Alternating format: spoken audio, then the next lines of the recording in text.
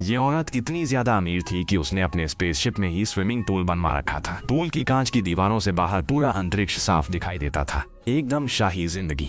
एक दिन जब इंजीनियर सो रहा था, वो अकेले तैरने चली गई। अचानक जहाज का ग्रेविटी सिस्टम खराब हो गया। पूल का पानी गुरुत्वाकर्षण से आजाद हो गया और हवा में तैरने लगा। उसे समझ आया कि कुछ गड़बड़ है, लेकिन प्रतिक्रिया करने से पहले ही देर हो चुकी थी। पानी का एक बहुत बड़ा बुलबुला बना और उसे अपने अंदर समेट लिया। इंजीनियर भी हवा में तैरने लगा, लेकिन वो सोता ही रहा।